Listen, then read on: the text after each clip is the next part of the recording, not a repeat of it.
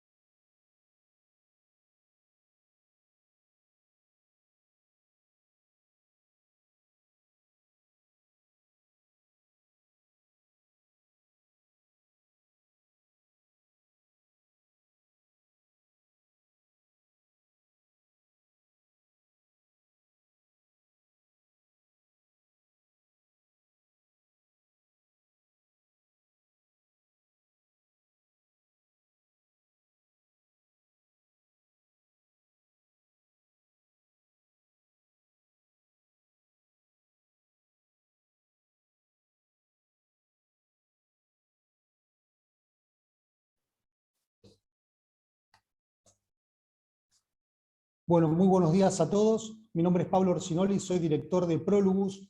Hoy me toca conducir este webinar, que en verdad es un ciclo de actualización PYME que organizan ADIRAS, la Asociación de Directores Asociados, junto con Banco Superviel, y que tiene como fin compartir con el empresario PYME de diversos sectores mejores prácticas, actualización en contenidos y la opinión de verdaderos referentes y formadores de opinión. El encuentro de hoy se denomina Innovación y Productividad en las Pymes, un título verdaderamente sugerente, desafiante, teniendo en cuenta los tiempos que corren. Tal es así un poco que fuera de cámara con los organizadores bromeamos en relación al título. En verdad quizá debió haber sido en formato de pregunta. ¿Es posible innovar y ser productivos en las pymes con esta antesala? Bueno, la respuesta es sí, se puede ser productivo e innovador en las pymes, y lo veremos en este webinar que va a comenzar en breve. Pero antes de ello, quisiera que Martín Yechua, uno de los organizadores de hoy, él es director ejecutivo de Adidas, les dé la bienvenida y comparto unas palabras con ustedes. Martín, adelante. Bueno, muchas gracias, Pablo. Bueno, muy contento de estar en este evento con ustedes, junto con el Banco Superviel, que estamos organizando ya hace 2 años en este ciclo de charlas para pymes. Simplemente contarles que desde Adidas, bueno, seguimos acompañando a los dueños de pymes con nuestro modelo de directorios asociados, así que, bueno, muy contentos de poder seguir en esta modalidad virtual también en grupos para soporte y toma de decisiones con los dueños y socios de pymes. Quería no dejar de comentarles que cuando terminen las conferencias vamos a pasar al espacio networking, que vamos a realizar en otra sala. Ahí en el chat tienen el link, es en una sala de Zoom, y ahí vamos a poder interactuar, compartir desafíos, y bueno, y ver también, generar negocios entre todos. Así que los invitamos, cuando terminen las conferencias, alrededor de las 12, a participar del espacio de networking, que sería la segunda parte de la actividad. ¿Sí? Si pueden tomar nota o copiar el link, así después nos encontramos en esa sala. Así que bueno, Pablo, todo tuyo, cualquier cosa, estamos acá. Bueno, gracias Martín por las palabras. Bueno, un poco como les comentaba previamente, nos tocó un momento súper oportuno para desarrollar esta actividad, teniendo en cuenta el contexto económico a nivel macro y también para las empresas PYME en Argentina. Hoy tenemos un panel verdaderamente plural, hay 2 pymes, otra empresa que supo ser pyme, que se profesionalizó y que hoy es una multilatina, y un banco con cultura pyme. Con cada una de ellas, bueno, hablaremos un poco de cómo han hecho para innovar y también para simplificar procesos y ser productivos en un momento de cambios permanentes, ¿no? Se suele decir que hoy estamos en una época de cambios. De modo que, dicho esto, voy a presentar a quienes nos acompañan hoy. Por un lado, hemos convocado a Rafael Sánchez, CEO y COO de grupo Blue Star Group, la firma que está avanzando con Todo Moda e Isadora, Sabrina Di Mari, directora de Rasti, Javier Viqueira, presidente de ADOX, y a Marina Felgueras, que es gerente de producto de pago a proveedores de Banco Superviel, a quienes ya veo en línea y les doy la bienvenida. ¿Cómo están? Espero que estén bien. A la audiencia, un poco lo que les decía Martín, les recordamos 2 cosas. Por un lado, pueden hacer preguntas desde el zócalo de sus monitores, hay un botón de preguntas y respuestas, ahí pueden comentar lo que consideren, y nosotros en nuestro rol de moderadores las pasamos a quienes son nuestros panelistas el día de hoy. Y bueno, como les decía Martín, a su vez, al finalizar este evento, hay un espacio de networking al cual están invitados como para compartir mejores prácticas y vincularse entre ustedes. Dicho esto, hechas las presentaciones, vamos al grano. Primero les doy la bienvenida. ¿Cómo están a los panelistas? Un lujo y un gusto que estén hoy con nosotros. Bueno, disparo la primera pregunta. Gracias, Pablo. Al contrario, un gusto para nosotros tenerlos en este webinario. Bueno, hechas las presentaciones, vamos directamente al grano, si están de acuerdo, para lo cual disparo la primera pregunta abierta, ¿ok? Por un lado, hay prejuicios o preconceptos asociados a la innovación típicamente. Algunos aseguran que los ambientes o contextos de crisis son propicios para la innovación y la creatividad, mientras que otros aseguran que en verdad el orden, la planificación y hasta diría ciertos niveles de estabilidad son los que favorecen, ¿no?, la innovación y la creatividad. En todos los casos de las empresas que representan han podido ser creativos e innovadores. Entonces la pregunta sería, ¿cuál es la experiencia que recogen teniendo en cuenta en el negocio en el cual cada una de las empresas que representan están involucradas? No sé quién quiere recoger el guante primero, pero lo dejo abierto a los 4. Bueno, lo tomo ahí para romper un poco el hielo. ¿Qué tal? Mucho gusto. Primero, muchas gracias por la invitación a nosotros.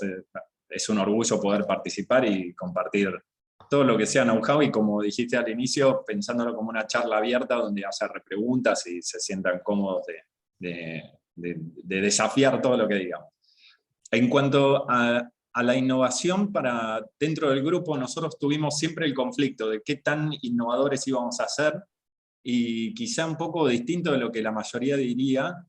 Nosotros como grupo durante mucho tiempo no lo poníamos dentro de los valores de la compañía ser innovadores, y estaba asociado a copiar lo mejor que viésemos en el mundo. O sea, no era no hacer cambios, sino hacer cambios sobre los que veíamos que lo hacían y habían avanzado ya muchos pasos antes que nosotros.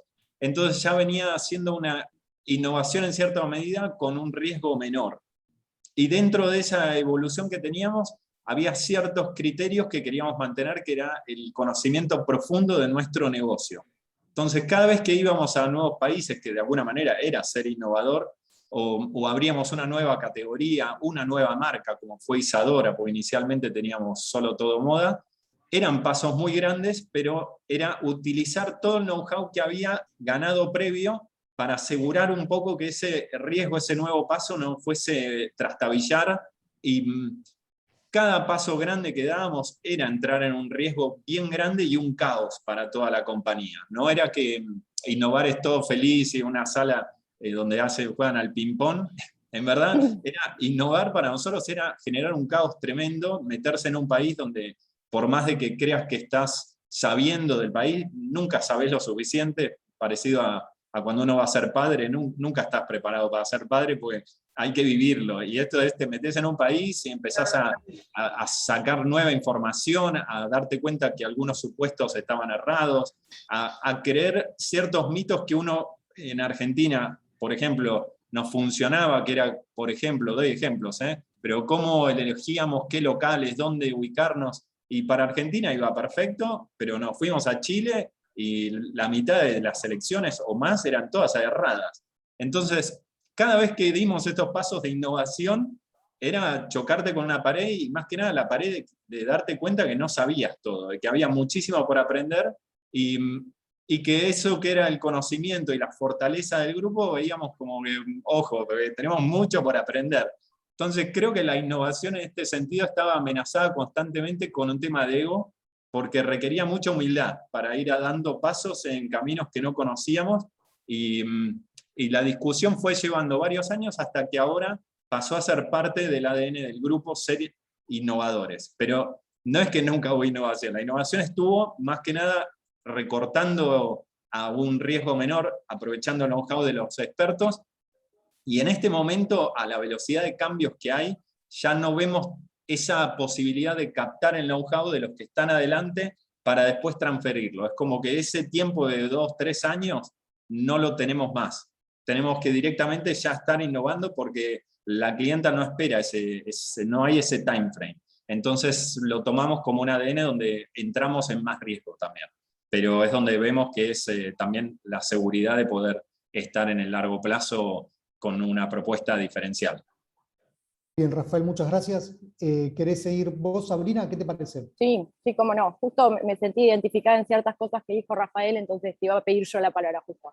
Bueno, sí, nosotros somos también del mismo team de pensar que la Argentina nosotros decimos que es un paraíso de oportunidades. Nosotros siempre decimos que cada una de las crisis para nosotros fueron oportunidades para crecer, para mejorar, y vivimos el día a día de esa manera. La realidad es que los cambios tan abruptos o seguidos que tenemos en nuestro país, de alguna manera te obligan a ser innovador, te obligan a ir cambiando y adaptándote para sobrevivir.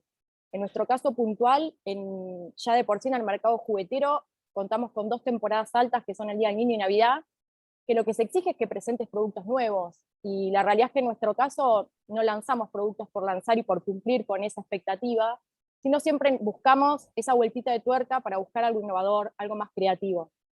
Nosotros habitualmente, les cuento así internamente, nos juntamos los viernes, los 6 directivos, que es mi papá y mis 4 hermanos y yo, tenemos reuniones semanales no solo para ver la gestión diaria de la empresa, sino también para estar informados, para comunicarnos entre nosotros, para compartir información, tendencias de lo que se viene tanto en productos, en la situación económica del país, lo que está pasando afuera también, nuestros competidores, acá en la Argentina, como también en el extranjero. Y eso nos permite de alguna manera contar con esa información anticipada y como pymes tener esa cintura de poder dar esos giros justo a tiempo, digamos. Y después también para nosotros, como yo te decía, es muy importante la comunicación y la trabajamos mucho internamente. Entonces, la innovación no viene solamente de mano nuestra, decisiones nuestras y se bajan a la empresa, sino también nuestros empleados tienen esos canales de comunicación abiertos para que sean ellos mismos los que vengan y nos presenten esas propuestas innovadoras, ya sea ideas nuevas de producto, cambios en los procesos, porque en definitiva los que llevan adelante los procesos productivos son ellos.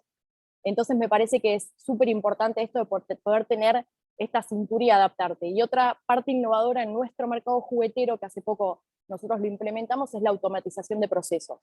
Nosotros trabajamos desde hace un tiempo con un proyecto de robotización de uno de los procesos, y en otro caso también necesitábamos una máquina de embolsado que era un poquito más específica, y bueno, tomamos ese desafío de diseñarlo acá nosotros puntualmente porque no existía, la única máquina la tiene Lego, claramente no podemos acceder a ella. Entonces, bueno, creo que es súper importante esto de que las pymes se mantengan informadas, se adelanten, y que tengan siempre ese corazoncito. Nosotros decimos que la innovación es parte como de nuestra columna vertebral, porque atraviesa toda la empresa. Bien, muchas gracias. Me quedé con algo que mencionabas, esto que es casi un patrón cultural en las pymes, ¿no? Estos que son empresas de puertas abiertas entre los mandos medios y la línea directiva, y eso de alguna forma, ese vínculo permanente, de alguna forma tiende a promover mayores instancias de innovación, quizás. Marina, te cedo la palabra, ¿qué te parece? Gracias, Pablo. Mira, me quedé pensando un poco lo que decían Sabrina y Rafael. A ver, en el mundo financiero, el futuro está puesto en la inversión tecnológica y en la innovación de los procesos, ¿no? Los escuchaba a Rafael y a Sabrina, es cómo necesitan adaptarse rápidamente a estos cambios que van teniendo. Lo que está ocurriendo en el banco y en el sistema financiero es que se está queriendo crecer, pero con una muy buena experiencia de cliente, ¿sí? Y para poder crecer en esa experiencia de cliente hay que innovar justamente toda esta parte de procesos. Es decir, el cliente tiene que estar siempre en el centro. Hoy lo que busca el cliente es celeridad, conexión, autogestión. Entonces, esa velocidad que necesita es la que de alguna manera nosotros en el banco estamos queriendo acompañar. Y cuando hablaba de la pregunta de cuál era el momento ideal, yo no sé si hay un momento ideal para innovar. Yo creo que la innovación es un plan con una mirada de largo plazo, ¿sí? Es decir, siempre tiene que estar esa mirada de corto, mediano y largo plazo. Lo que sí creo es que esta crisis, esta pandemia que nos ha atravesado y nos atraviesa a todos, ha hecho que la creatividad y la velocidad hiciera que se implementaran quizás procesos innovadores más rápidos, ¿sí? De alguna manera nos tuvimos que adaptar y ya las empresas, las pymes, no podían ir, las sucursales estaban cerradas y en ese proceso de innovación dijimos hay que sumar mayor transaccionalidad a diferentes canales, hay que construir de alguna manera, no sé, activos digitales. Yo te diría que nos empujó, ¿no? Nos empujó en este plan de mediano y largo plazo acelerar justamente esos tiempos. Y creo que esa innovación pasa por crisis y pasa por estabilidad, es decir, no hay que perder nunca ese foco, ¿no? Porque si no, si vamos pivoteando permanentemente, perdemos el norte que hoy es innovar en procesos, centralizarnos en la experiencia del cliente y bueno, y justamente acompañar el crecimiento de las pymes que son hoy nuestros principales clientes. Muy bien, muchas gracias. Marina has introducido un par de temas que después vamos a profundizar, el tema de la transformación digital por un lado y el otro la experiencia de cliente, que en el caso de las pymes, bueno, uno puede suponer que de acuerdo a informes que hay en el mercado, vienen un paso atrás de las multinacionales, ¿no? Como suele ocurrir. Javier, te escuchamos. Bueno, ¿qué tal? Bueno, ante todo, gracias Pablo por invitarnos a contar nuestras experiencias y compartir con este grupo nuestras diferentes vivencias, ¿no? Ahí, partiendo de la pregunta que vos decías, si la crisis genera estas oportunidades para innovar o un sistema ordenado es lo que se necesita, no sé qué es lo correcto, pero digo, a nosotros nos pasaron las dos cosas. en algún momento nosotros importábamos productos médicos y innovamos poniéndolos a fabricar. En ese momento, eso duró unos años y empezamos a tener mucha competencia y ya fabricar esos equipos era complicado y empezamos a fabricar productos con las mismas capacidades, aunque pareciera que no tiene nada que ver, productos para seguridad, productos para temas científicos del agro. Entonces podríamos plantearnos como que éramos una empresa muy innovadora, porque estábamos pasando de un sector a otro, pero eso lo hacíamos en el medio de una crisis y una anarquía terrible, tener proyectos, no tener evaluación. Y un colega me acerca la norma de gestión de la innovación del IRAN, hay una norma ISO también, y empezamos a ver los procesos, porque siempre nos cuestionaban, ¿y cómo sale la innovación? ¿Y cómo se garantiza la innovación si el dueño no está o el directivo no está? ¿Cómo perdura? Y la verdad es que no sabíamos cómo contestarlo, ni sabíamos cómo se generaba esa innovación. Sabíamos que había algunas crisis de bastante lío y en algún momento salíamos para algún lado, por suerte correcto. Bueno, y ahí empezamos a implementarla, ya hace un par de años que la implementamos y no tenemos todas las respuestas, pero tenemos idea por dónde tenemos que ir en algunos lados. Y agarrando algunas herramientas objetivas como indicadores de medición, y en este momento que hubo la crisis del COVID, nosotros, bueno, tenemos algunas capacidades técnicas y salieron unos medidores de dióxido de carbono, unas problemáticas con esto, y después, bueno, la necesidad de respiradores, y la verdad que el tener el gen innovador de la crisis, ser el disparador, y tener una metodología para ponerlo, nos permitió llegar a terminar con productos en 15 días en el mercado, lo cual para nosotros hubiera sido impensado si no hubiéramos tenido la metodología, porque lo hubiéramos discutido, creo que lo hubiéramos sacado igual, creo, no lo sé, pero nos hubiera costado mucho más tiempo, mucho más desgaste, no podríamos estarlo midiendo objetivamente. Nosotros hoy medimos cuál es el porcentaje de los productos innovadores en nuestra facturación, cómo estamos con este tema. Bueno, nada, nos introdujo, no nos dio mucha respuesta, pero nos generó un montón de preguntas nuevas que nos tenemos que responder, ¿no? Ahí va, Javier, muy bien. Bueno, el tema del método, ¿no? Siempre es una duda. ¿Hay un método para innovar o simplemente a uno se le prende la lamparita o a algún colaborador del equipo de trabajo? Eso siempre está aún en tela de discusión y de juicio.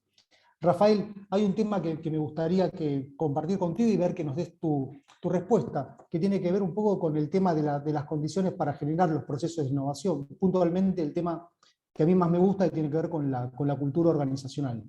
En el caso de Blue Star Group, me permito decir lo siguiente: pasaron de una cultura en sus inicios pasaron de una cultura de patrón de estancia a una basada en datos y en la evidencia. Entonces la pregunta concreta es: ¿cómo fue ese cambio desde el punto de vista cultural en la organización? Ahí concretamente lo que me interesa es que nos cuentes cómo fue ese proceso de profesionalización y de qué manera contribuyó eso a las instancias de innovación que hoy tienen en Blue Star Group. Bien, bueno, lo voy a contar lo más real posible para que sea también positivo y útil, constructivo para el grupo. Esta transformación hacia datos lo que tiene de fondo es un cambio de fondo de cultura y también de liderazgo, de cómo era el liderazgo en un inicio y cómo es ahora. En un inicio lo que tenía mucha fortaleza es, en ese momento es en patrón de estancia, pero es como el inicio con el dueño Carlos, que tenía una intuición enorme y muy inteligente y conocía mucho a las clientas, y él mismo había estado vendiendo en forma personal, o sea, conocía a la clienta de una manera muy distinta, tenía mucho know-how, viajaba y era alguien muy experto en lo suyo, y en esa forma de gestión a él no le gustaba que lo contradijeran, a él le gustaba mostrar que sabía, y en su demostración de conocimiento se lo seguía. Entonces estaba mucho era muy común escuchar en los pasillos: no, pero esto lo dijo Carlos. Lo dijo Carlos, bueno, es palabra santa.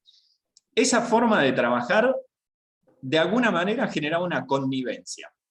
Si lo vamos a ver en forma como más general de sistema, había una hipótesis que tenía él, Carlos, en su momento, y de esa hipótesis automáticamente se pasaba a una conclusión.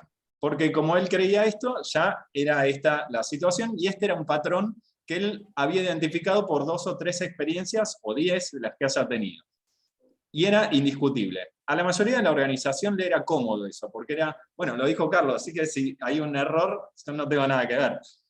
Esa forma, obviamente, se fue manteniendo por un tiempito, pero en paralelo había una gran fuerza, desde también Martín, que acá hoy estaba de viaje, pero si no hubiese participado, que era de generar datos, de tener datos, para poder discutir, a ver si era tan así o no, cómo eran los patrones que se daban.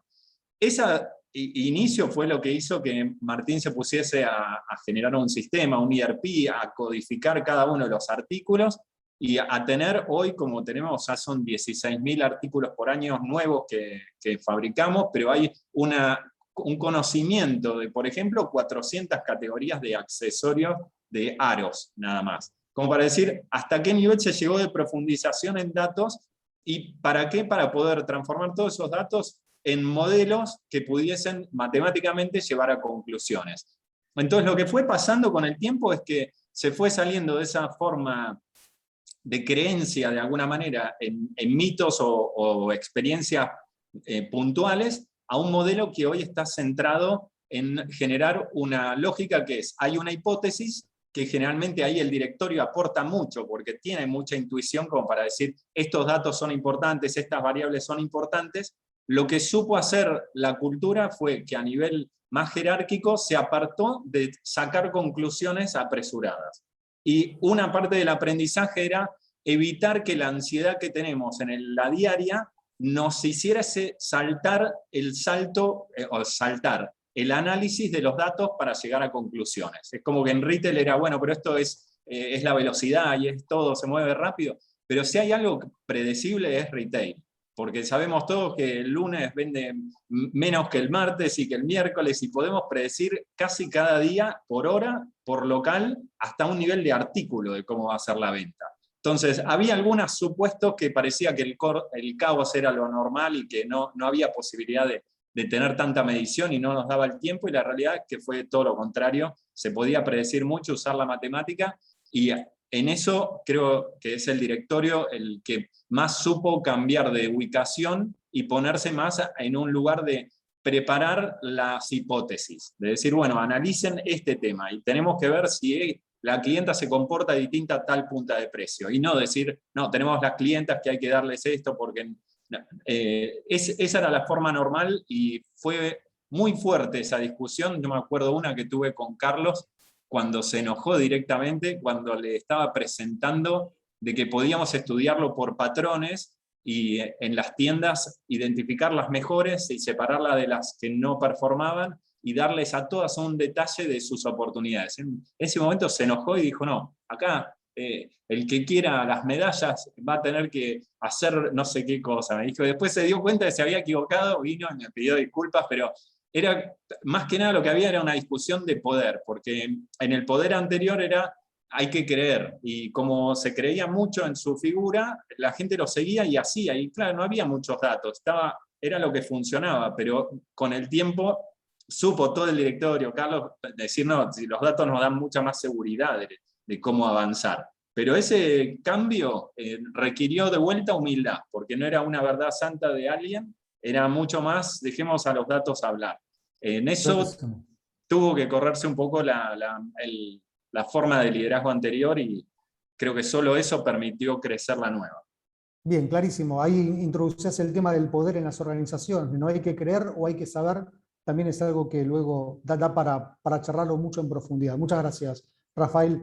Sabrina, voy con vos. En el caso de Rusty, una marca con un vasto recorrido y también, me atrevo a decir, que muy querida en el mercado, ¿cuál fue la causa y cómo digamos, fue el proceso interno en la empresa de incorporación de la robótica en su línea de productos? A cada punto, concretamente, así tuvieron que adaptar procesos, se han tenido, por supuesto, instancias de gestión del cambio y temas asociados a la cultura organizacional también. Y me atrevo a introducir una pregunta de alguien del público que, concretamente, lo que pregunta tiene que ver con qué importancia le dan a la tecnología en la organización, y la traslado. Redoblo la apuesta, si con la tecnología verdaderamente alcanza solamente.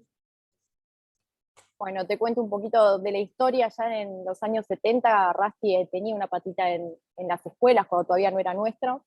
Tenía un kit de piezas con manuales para que los maestros puedan enseñar matemática. Ya después del 2007, cuando ya la lanzamos nosotros, nos había quedado como eso pendiente. Nosotros trabajamos mucho por ser parte de la vida de los chicos, de incentivarlos a la creatividad, a pensar, a divertirse, a disfrutar tiempo con su familia, no solamente jugar solos o con amigos, sino también aprovechar ese tiempo que tienen con papá y mamá a la noche cuando volvían de laburar. Entonces nos faltaba dar esa vueltita de tuerca y decir, bueno, tenemos que estar también en esa instancia, en la formación de los chicos, en la educación de los chicos, para prepararlos para el futuro. Pero para eso tuvimos que dar un paso muy importante y creo que a veces es muy difícil de darlo. Tuvimos que reconocer que nosotros solos, con la experiencia que teníamos en los juguetes, no nos alcanzaba. Tuvimos que reconocer de que necesitábamos de profesionales que sabían mucho más que nosotros. Qué difícil reconocer eso, que alguien sabe más que nosotros, ¿no? Así que bueno, formamos lo que es el equipo de Rusty de Robótica y Educación. Lo conformamos nosotros con la experiencia, digamos, como decía recién, en la parte lúdica y de juguetes, y convocamos a profesionales de la educación y a psicopedagogos. Y juntos trabajamos en este proyecto, que es una propuesta de robótica tanto para nivel inicial como para primaria, que se compone por piezas Rusty y a la vez con manuales, con actividades para que los profesores tengan todo cerrado para que lo puedan aplicar en las aulas. Esto para nosotros implicó un desafío 100%, era algo totalmente nuevo. El destinatario era alguien totalmente distinto, si bien al fin y al cabo eran chicos, en el medio teníamos a los profesores. Entonces tuvimos que trabajar con ellos, nos tuvimos que acercar a ellos, conocerlos, cómo trabajaban. Y durante toda la pandemia estuvimos desarrollando una serie de acciones con ellos, de capacitaciones, para prepararlos para utilizar nuestro material, y con distintas temáticas también que no eran 100% relacionadas con Rusty, y también lo estuvimos haciendo presencial acá en la fábrica, donde conocían los productos, donde podían empezar a implementarlos.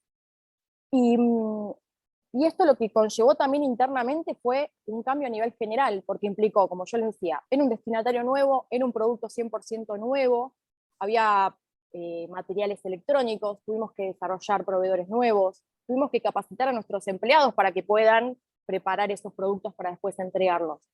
Fue un cambio 100% en la empresa, digamos, una incorporación importante. Lo importante acá es que todos los empleados se lo tomaron con un compromiso y con un orgullo de decir, el colegio de mis hijos o la educación de mis hijos, yo estoy aportando un granito de arena en ese momento, en esa etapa.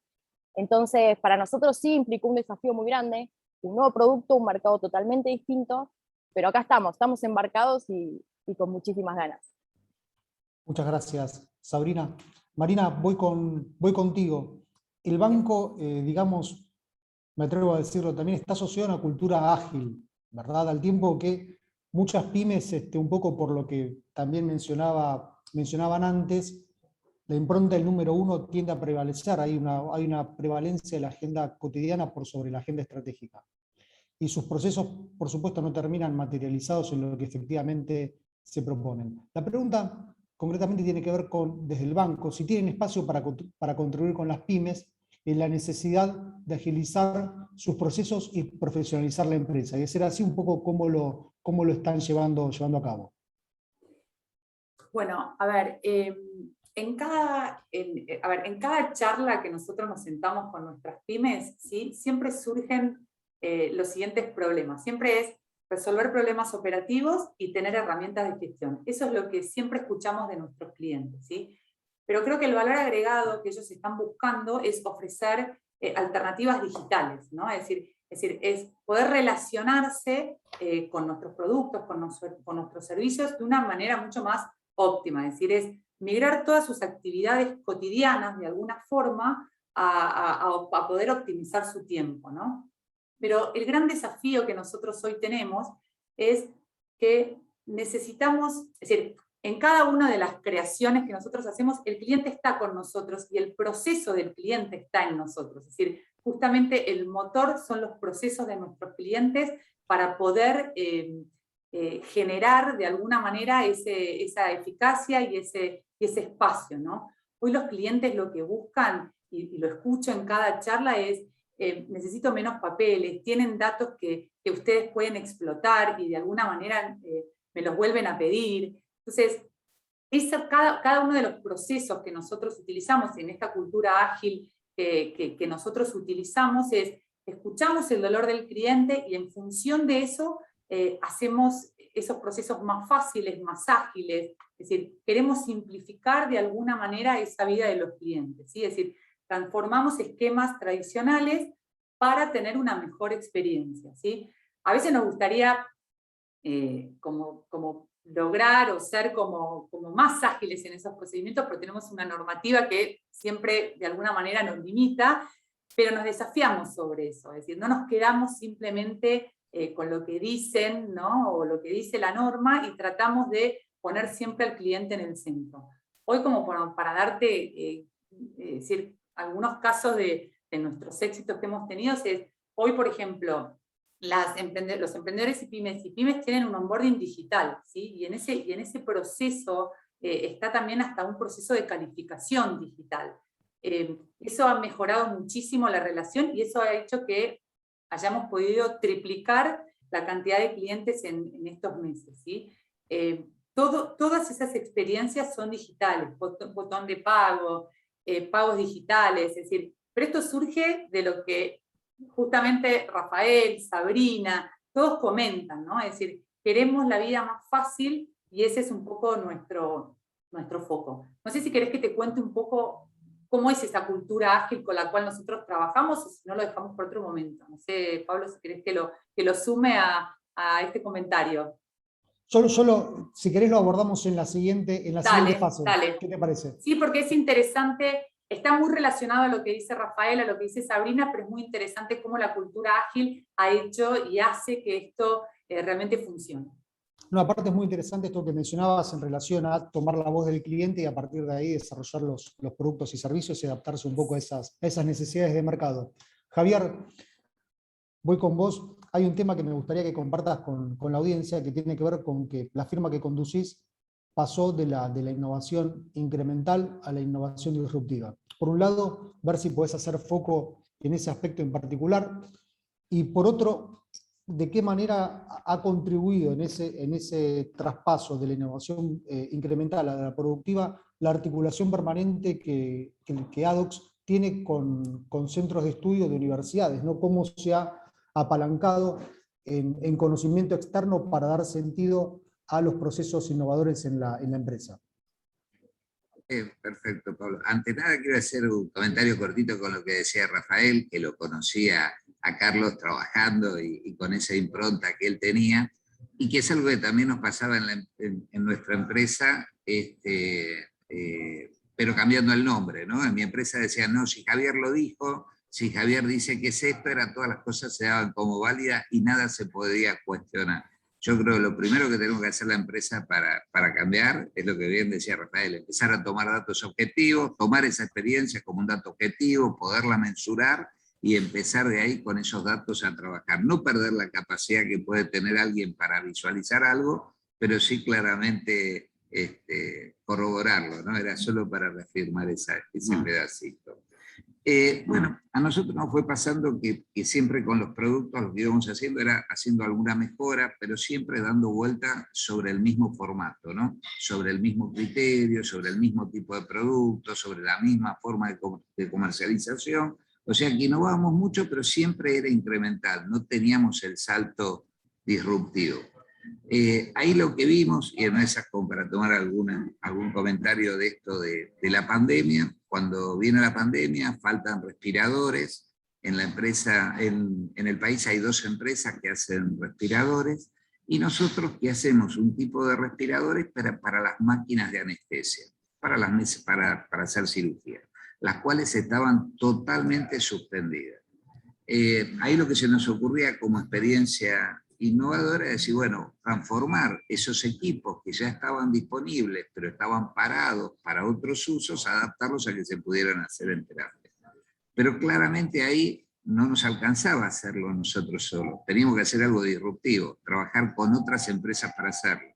Y lo más disruptivo era con empresas de otros sectores. Ahí nos asociamos con el INTI de la parte técnica, con una empresa de griferías, con FB, que tenían un nivel y una velocidad de producción para nosotros impensada. Nosotros hacemos, los equipos nuestros se hacen de a docenas y ellos hacen de a miles, o sea, tenemos otras capacidades productivas. La empresa petrolera que tenía unas capacidades de diseño, y después con los organismos públicos, ¿no? Ahí trabajamos con la ANMAT y el INTI. O sea, hicimos algo disruptivo, analizamos el problema, vimos las capacidades de cada uno y cómo lo podíamos articular. Eso nos puso muy contentos a todos los que participamos, porque en solo 15 días pudimos tener un producto, un respirador, aprobado por la ANMAT para ser usado y entregado en los diferentes lugares donde tenían algunas complicaciones, como algunas provincias del norte del país que aumentaban los casos y no tenían la cantidad de equipos suficiente. Bueno, y siguiendo con ese criterio, después ahí trabajamos que necesitábamos conocimientos que no teníamos en la empresa, y ahí empezamos a articular mucho con el Sistema Científico Nacional. O sea, digo, hoy nosotros que somos una pyme de 70 personas, debemos tener como 100 investigadores que trabajan junto con nosotros en diferentes proyectos, de Exactas, de la Universidad de San Martín, del CONICET. Hay una gran capacidad de investigación, de desarrollo, de productos, pero por alguna razón las pymes no podemos encontrar ese nivel de diálogo. Nosotros, por suerte, lo estamos encontrando y la verdad que nos va muy bien, y nos van llevando a mercados que no tenemos ni pensado. La innovación está pasando a través de la vinculación, porque, no sé, les cuento algo, nosotros trabajamos con la parte hospitalaria, entonces tenemos un problema siempre de estar resolviendo las contaminaciones, las infecciones, y al conocerlos en estas relaciones, ahora viene una persona que viene de la industria automotriz, que hace mazos de cable, y que las máquinas se le contaminan y traen problemas para soldar por ultrasonido. Nosotros no tenemos ni idea de lo que estaba hablando.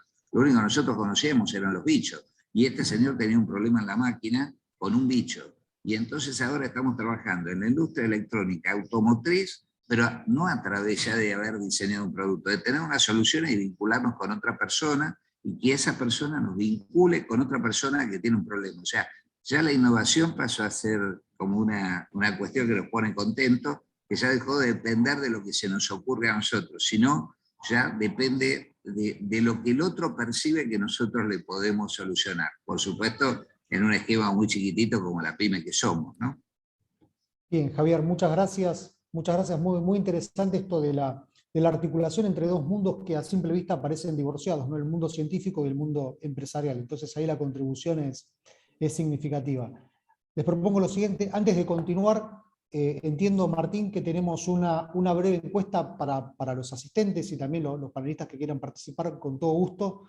Es un breve sondeo cuyos resultados esperamos después procesarlos, por supuesto, y darlos a conocer respecto de cuál es la visión que tienen quienes nos acompañan hoy sobre diferentes temas. Martín, ¿estás en línea? Sí, Pablo, ahí la estamos poniendo en pantalla. También les recordamos, cuando una analizada la actividad de las conferencias, vamos a estar realizando la jornada de networking en otro link, ahí lo estamos repitiendo en el chat por si no lo tienen. Así que bueno, damos un minutito para la encuesta y los esperamos también después en el encuentro de networking para poder intercambiar desafíos y generar por ahí también algunos negocios y contactos cruzados, así que los esperamos en el encuentro a las 12 una vez que termine la actividad en la otra sala de Zoom. Bien, Martín, muchas gracias. Es, como les decía, una encuesta un sondeo bien simple, son 3 preguntas que tienden un poco a responder la primera que hicimos cuando arrancamos este webinario, cuáles son los momentos que consideran ustedes propicios para innovar. ¿Tá? Y luego con eso vamos a hacer un breve informe, con lo cual le damos ahí un par de minutos para responder. Martín, andán monitoreando, por favor, si van respondiendo, y cuando vos digas, continuamos con la actividad. Perfecto. Y ya respondieron más del 40%, ahora si te parece, Pablo, en unos segundos ya compartimos los resultados. Dale. Les recordamos a su vez que pueden hacer preguntas desde el zócalo de la pantalla, desde el botón de preguntas y respuestas, y nosotros se las pasamos a los panelistas, ¿ok? Ahí esperamos unos segundos más y ya compartimos los resultados.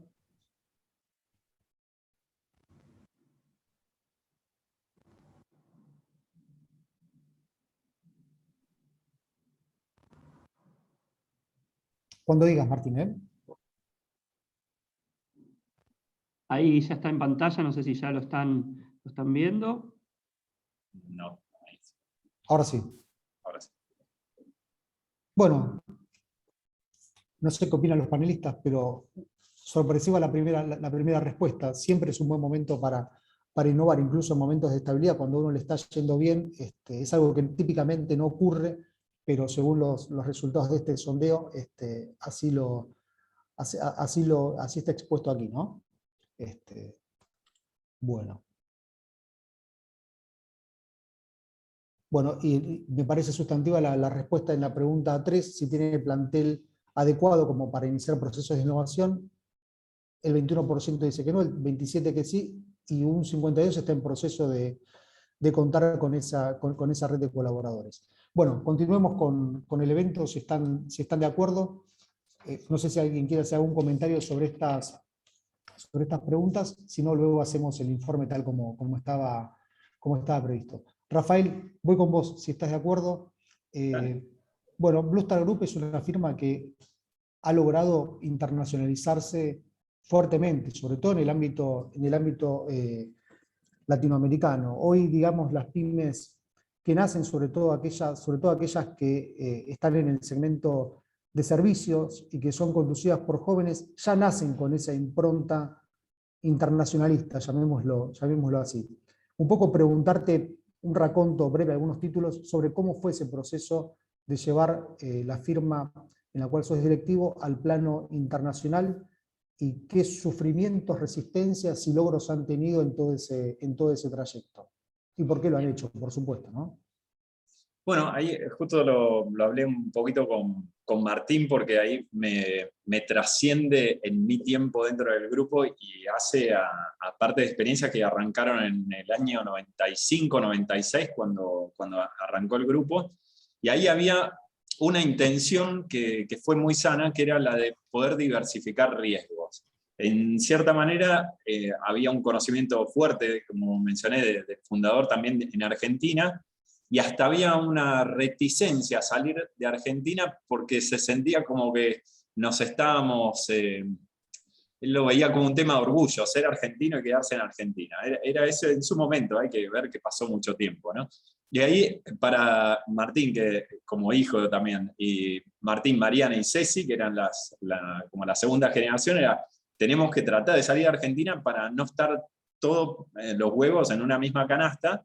Y en ese punto lo que fue pasando en el 2001, Argentina estaba muy complicado, como se deben acordar mucho, y una persona se fue a México para iniciar el negocio. En ese momento fue como poder diversificar riesgo y a su vez era quizá una desestabilización demasiado grande del negocio en un momento de crisis, y lo que resultó ser finalmente fue que nos terminó teniendo un muy buen negocio en México. Hoy por hoy tienen más tiendas México que Argentina, ya 300 tiendas tiene, pero nos habilitó al dejar de pensar en un solo país y a practicar mucho de lo que es la gestión multinacional. ¿Cómo liderás equipos a larga distancia? ¿Qué información necesitas tener? ¿Cómo haces una dinámica diaria que funcione? ¿Cómo haces la captura de talentos? Un montón de problemáticas que te abren a otro nivel de complejidad de problemas, pero también capacidades como grupo. O sea, todos esos problemas fueron la única alternativa para crecer como conocimiento, como grupo. Y más adelante lo que fue el avance en lograr activar el negocio con Chile y con Perú, creando ya una casa matriz. Eso ya fue mucho más organizado, generó un montón de conflictos internos. Era quién va a trabajar en la casa matriz y quién va a trabajar en la operación argentina. Había muchos que querían pasar a la casa matriz porque era más top de alguna manera, y nosotros no, tenemos que tener profesionales en cada lugar. Y todo esto estaba Sabrina, mencionabas también la necesidad de profesionalismo, donde inicialmente el profesionalismo en este poder que decíamos hace un rato estaba centrado en más que nada confianza, más que profesionalismo. Y con el tiempo pongamos cada vez más profesionales. En los países fue fundamental cómo crear equipo y poner grandes líderes en cada una de las organizaciones, cómo poder asegurar los valores, cómo poder asegurar que no hubiese fraudes, un montón de dificultades que que se centraban en crear equipo. Y el desafío grande de poder internacionalizarse fue, sin duda, cómo multiplicar estas semillas que iniciaron en Argentina, pero que después tenían que ser aptas para captar culturas, formas distintas y salir lo más posible de la agenda argentina. O sea, Argentina te lleva una agenda diaria económica con un montón de temáticas que no aportan al negocio de largo plazo. Entonces, de alguna manera, esa voluntad de salir del riesgo de Argentina era asegurar una agenda más sana que nos mantuviese el foco en el negocio de largo plazo y mucho más pensando en la clienta de una forma más holística y multinacional. Así que las experiencias fueron por ese lado, y la última fue la de abrir Brasil, donde la discusión interna era: todas las empresas van a Brasil, casi todas, les va mal, y nosotros tuvimos mucho tiempo estudiando, bueno, cómo ir a Brasil, cómo hacer la importación, cómo saber toda la parte impositiva. Invertimos un montón de tiempo para reducir lo que en general siempre fracasaba, y teníamos que ver de no apalancar una inversión enorme que después nos pudiera desestabilizar, y afortunadamente hicimos una metodología que hoy por hoy es más viable que en su momento, pero es tratar de aprovechar el know-how de muchos expertos del mercado, de facilitadores, de servicios, para intentar no entrar con una organización grande y costos fijos altos, aprovechar el expertise y poder centrarte en tu propuesta, no en tener que hacer todo el aparato para que empiece a funcionar como de cero. Y esa alternativa nos facilitó que apenas lanzamos vino la pandemia y pudimos tener costos fijos bajos, pues si no nos hubiese sido terrible. Lo muy positivo es que ahora se va recuperando, y al recuperarse tenemos 5 países post pandemia como muy fortalecidos. Pero bueno, es una experiencia que quizá da para repreguntas, y es súper aconsejable que lo hagan. Lo único que sí tienen que estar dispuestos a nuevos problemas, desafíos, pero son muy bien gratificados con el tiempo por la diversificación de riesgo. Bien, muy interesante el tema de diversificar riesgos. Después da para preguntar quizá en otro webinario sobre los temas asociados al branding, ¿no? Cómo han hecho para instalar una marca que era desconocida en determinados países, ¿no? Que eso es todo un tema que da para un seminario. Marina, voy con vos. Recién hablábamos un poco de la internacionalización de las empresas, ¿no? Entonces la pregunta está asociada más al mercado. ¿Qué les piden las pymes en vistas de simplificar sus procesos y operaciones, tanto de comercio local, así como también de comercio internacional? Digo, el banco como intermediario en esa faceta, ¿qué les están pidiendo, ¿no? para ayudarlos? A ver, lo que nos están pidiendo puntualmente es la innovación en los procesos, servicios que sean eficaces, que sean rápidos, pero creo que lo más importante a tener en cuenta actualmente es que nosotros estamos abocados a poder abordar las necesidades del cliente, pero siempre teniendo en cuenta que las preferencias van cambiando, ¿no? Es decir, como que es tan rápida la velocidad de preferencia que el foco, y por eso te comentaba este tema de la cultura ágil que tenemos dentro del banco, es decir, nosotros hemos cambiado de alguna manera nuestra forma de trabajo para adaptarnos a esos procesos o a esas innovaciones que las pymes están realmente necesitando. Y una de las claves en esto es que empoderamos a los equipos, ¿no? Es decir, yo lo escuchaba a Rafael anteriormente y me hacía mucho sentido a mí en cómo nosotros en nuestra cultura ágil, hoy, para que tengan en cuenta, nosotros en el equipo de empresas tenemos 17 mesas de trabajo, ¿sí? En esas mesas de trabajo están sentados todos nuestros clientes empresas, ¿sí? Donde miramos procesos, miramos puntos de dolor, detectamos necesidades y realmente ideas que realmente nosotros, es decir, las ideas vienen de nuestros clientes, ¿sí? Pero la forma que tenemos en esta forma que tenemos de relacionarlo con las empresas y los productos y los procesos que necesitan, creo que la clave es lanzar pequeños productos, nosotros los llamamos MVPs, lo tenemos como dentro de nuestra cultura como MVP, y sobre ese empezamos a evolucionar. ¿Por qué? Porque necesitamos probar rápido y saber si ese es el camino a seguir, si eso es lo que soluciona ese proceso con la pyme, si ese es el producto que está necesitando, ¿sí? y nos permite también recalcular más rápidamente, ¿no? Porque es como que yo puedo tener en la cabeza una innovación para las pymes y de alguna manera después cuando la voy a medir al mercado, realmente no se adecua a lo que ellos están necesitando. Entonces, creo que Pablo, toda la parte de herramientas de gestión, la parte operativa, es lo que, es decir, todas las empresas interactúan con los bancos y están pidiendo de alguna manera que nosotros nos adaptemos a la empresa y no a la empresa al banco, ¿no? Creo que ese es el gran paradigma en entidades financieras y mucho más ahora con todos los competidores. Nosotros estamos trabajando fuertemente en eso, hemos acortado procesos, hemos de alguna manera rediseñado, ¿no? Un poco la forma que interactuamos con los clientes y con estas empresas, pero bueno, como yo te digo, esto es continuo, es evolutivo, nos equivocamos y corregimos rápidamente. Creo que esa es la dinámica que nos está dando muy buen resultado con las empresas. Bien, clarísimo, clarísimo el mensaje, Marina, muchas gracias. Sabrina, voy contigo si estás de acuerdo. Me gustaría que nos cuentes un poco, bueno, todos ustedes sabrán un poco el mercado. Se suele hablar hoy no solo de consumidores, sino también de prosumidores, ¿no? Para definirlo un poco, tiene que ver con consumidores que de alguna forma también se comprometen con el desarrollo de productos y servicios que desarrollan las empresas a las cuales le compran, en definitiva. En Rasti ustedes dicen que desarrollan pensadores. Entonces, la pregunta tiene que ver un poco cómo cambió el comportamiento de compra de los clientes y cómo hizo Rasti para adaptarse a ello. Y en adición a esa pregunta, me gustaría que hagas algún comentario sobre cómo ha sido la inclusión de chicos con capacidades diferentes a los procesos productivos. Me parece un tema que vale la pena que hagas mención. Bien, perfecto.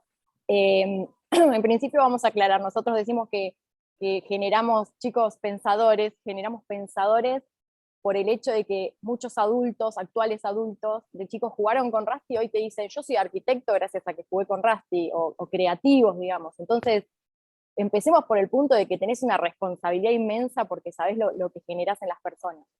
Obviamente, como en cualquier rubro, los consumidores cambian y cambian muchísimo. Nosotros hacemos un desglose, digamos, entre lo que son los usuarios de nuestros productos y los compradores. Nuestros usuarios, obviamente, son los chicos. Son niños nativos digitales que buscan la inmediatez, la tecnología, buscan otras cosas. Por eso también tenemos que estar siempre súper atentos a las tendencias. Tenemos que lanzar productos acordes al lenguaje que ellos hablan o a lo que ellos esperan. Entonces adaptamos algunos productos, lanzamos productos que son construcciones mucho más rápidas, mucho más fáciles, productos con realidad aumentada, también productos en los que puedan acceder a una web y puedan imprimir accesorios en 3D. La idea obviamente siempre es acercarnos a ellos, que son finalmente nuestros usuarios. Y después por otro lado tenemos los que realmente son los consumidores, que son los adultos, que son los que compran efectivamente ese producto para los chicos. Y eso obviamente fue cambiando un montón la forma de comprar, y este último año muchísimo más, que la tendencia es que compren todo por internet. Nosotros por 54 años nos negamos profundamente a tener nuestra propia tienda online o nuestra venta directa a consumidores, y la pandemia obviamente agilizó todo este proceso, y el año pasado logramos lanzar nuestra tienda para llegar a cada rinconcito de la Argentina para que cualquier chico pueda tener nuestros productos, también ofreciendo la cartera de productos en su totalidad, ofreciendo algunos productos exclusivos. Y paralelo a esto, lo que hicimos fue trabajar con nuestros clientes directos, las jugueterías, dejando un costado un poco las cadenas de juguetería o las jugueterías un poco más grandes. La mayoría de nuestros clientes son jugueterías de barrio, son muy tradicionalistas, son a veces poco profesionales. Entonces nosotros nos tomamos ese compromiso de ayudarlos a ellos también a crecer con la pandemia. Es decir, el que no tenía la tienda nube o no tenía su e-commerce, los ayudamos, ofrecimos capacitaciones, organizamos capacitaciones con tienda nube, con Mercado Libre, les ofrecíamos material de todos nuestros productos para que les sea mucho más fácil poder publicarlos y que puedan lanzar su propia tienda. Un poco lo que nosotros, el objetivo era, si ellos crecen, nosotros también crecemos. Entonces, esa demanda que es tan cambiante, la tenemos que, nosotros todos tenemos, todo el grupo del mercado juguetero tenemos que accionar con esa demanda. Y con respecto a lo que me decías, que es súper interesante, el tema de la inclusión es una tendencia últimamente. Nosotros ya desde el 2008 que trabajamos con la usina y con Red Activos, que ellos lo que hacen es coordinar coordinar el trabajo de talleres protegidos que ocupan a chicos con discapacidades, con distintos grados de discapacidades. Nosotros trabajamos con ellos desde hace varios años y los incorporamos a algunos procesos productivos de nuestra empresa. Y desde hace 2 años hicimos un desarrollo súper desafiante. Desarrollamos un producto que es el Raspi Sorpresa, que lo tenemos actualmente, y fue desarrollado 100% por chicos con discapacidades. Desde el diseño del packaging, desde las maquetas del interior, desde el landing page donde se promocionaba el producto. Y sentir ese orgullo, digamos, o sea, no sentir el orgullo, sino ver las caritas de esos chicos cuando te contaban lo que hicieron, cómo se les ocurrió la maqueta, te llena el alma. La verdad es que es súper recomendable. Nosotros en ese proyecto también desarrollamos el sello que dice hecho con producción inclusiva, un poco también para fomentar a otras pymes a que se sumen a este compromiso, para que después los consumidores también sepan de que ese producto tuvo alguna intervención de estos talleres. La realidad es que nosotros como empresarios, el costo de hacerlo afuera o hacerlo adentro no nos implicaba una diferencia. Personalmente yo lo que pienso es que muchas veces los empresarios pensamos con el bolsillo y no tanto con el corazón. Creo que es súper, súper importante que los empresarios, además de buscar ser exitosos, empecemos a ser valiosos también para la comunidad en la que estamos viviendo. Bien, muy buen mensaje. Muchas gracias. Sabrina, No, por Javier, voy con la última pregunta contigo. Antes veníamos hablando un poco de la cultura del patrón de estancia, por decirlo de alguna forma, y paralelamente mencionaste que en Adox una de las formas de innovar no venía de arriba para abajo, sino que también acontecía desde los mandos medios o de los colaboradores hacia la alta dirección. Y paralelamente un poco tu recorrido implica que hoy en tu rol de presidente estés, diría que muy abocado a los temas institucionales por encima de llevar el día a día de la organización, como que has logrado formar un equipo y delegar en ellos un poco la operación. La pregunta sería, ¿cómo has logrado esto? Ya que para muchas de las personas que nos escuchan es un anhelo y o no se atreven o no pueden realizarlo. ¿Qué consejo le darías? No me animo a dar ningún consejo, pero te digo nuestra experiencia. Me puse a valorizar muchas de las tareas que hacía, ¿no? Digo, ir al banco, hablar con el gerente, me puse a analizar costos, analizar procesos productivos. En todo eso pude encontrar la organización, alguien que lo hiciera mejor que yo, porque no se necesitaba la decisión rápida o algún elemento para tomar decisiones que la persona que trabajara en la empresa o que pudiera trabajar en la empresa no pudiera tener. Ahora sí me di cuenta que afuera de la empresa estaban las decisiones que se tenían que tomar en el momento, ¿no? Cuando vamos a hablar con un grupo de investigador, cuando vamos a ver si hay algún programa en el Ministerio de Ciencia y Tecnología para tomar, en la consulta para hacerle un funcionario para influir en una política pública. Todas esas cosas eran mucho más difíciles de delegar que las tareas que hacía yo en la empresa. Y bueno, nada, a medida que fui haciéndolo, de hecho, hoy ya diría tareas operativas en la empresa, yo no tengo ninguna, por eso realmente como bebés estoy siempre dispuesto a trabajar en otras actividades.